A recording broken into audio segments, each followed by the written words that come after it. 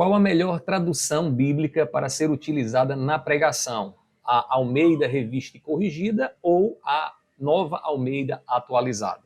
Nesse vídeo nós fizemos um comparativo que vai te ajudar a decidir qual dessas duas traduções é a melhor para ser usada ali no púlpito, na sua pregação.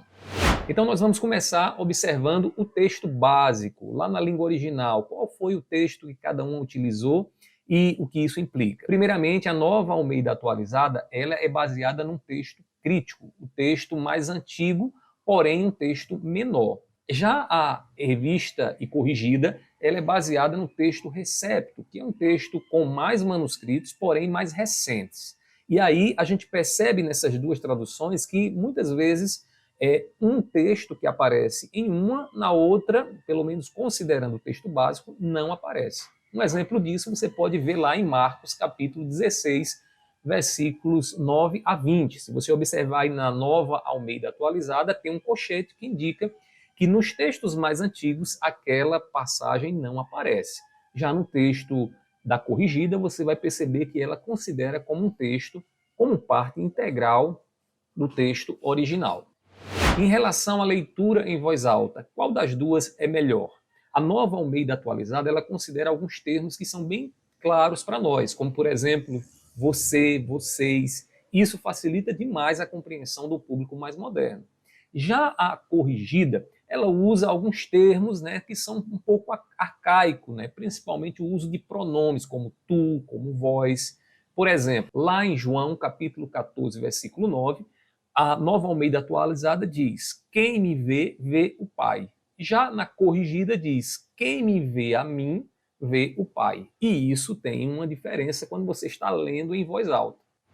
Em relação ao estilo de linguagem dessas duas traduções, a Nova Almeida Atualizada, ela tem um estilo mais moderno, uma linguagem mais direta e reverente, sem perder a reverência. Já na Corrigida, nós encontramos ali, né, uma escrita mais erudita, mais rebuscada, com termos que não são tão comuns. Por exemplo, 1 Tessalonicenses, capítulo 5, versículo 22, na Nova Almeida Atualizada, diz assim: abstenham-se de toda forma de mal. Já na Corrigida, diz: abstendo-vos de toda a aparência do mal.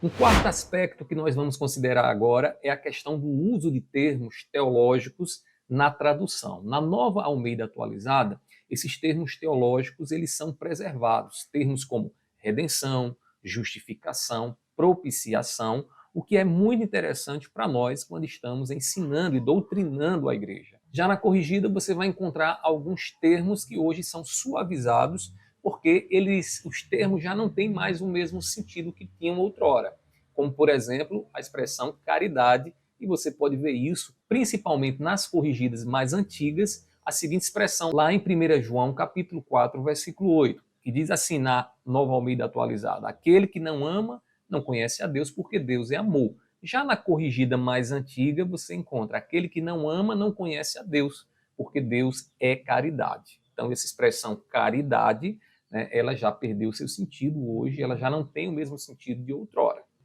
Em relação à relevância histórica, a Nova Almeida Atualizada ela é nova, sem perder a reverência, sem perder aquelas expressões, né, que nos lembra de que estamos diante do nosso Criador. E ela é ideal para a leitura atual e para o discipulado. Já a Corrigida, ela é muito tradicional, né, e usada por décadas como a Bíblia da igreja, né? E por conta disso, muitas denominações e muitas pessoas preservam essa Bíblia e usam essa Bíblia. E por fim, qual é o foco principal dessas duas traduções? Na tradução da Nova Almeida Atualizada, ela segue uma filosofia de tradução onde o propósito é que as pessoas, ao lerem a Bíblia, compreendam facilmente o que está lá.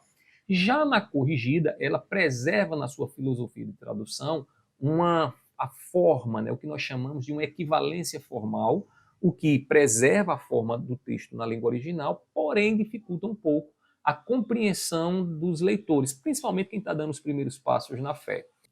E aí, diante dessas informações, qual dessas duas você utilizará na sua pregação? Me diga aqui nos comentários. Antes de sair, não se esqueça de deixar aqui o seu joinha e de se inscrever no nosso canal para acompanhar aqui as nossas atualizações. Que Deus seja sempre glorificado no teu ministério e até o próximo vídeo. Tchau, tchau!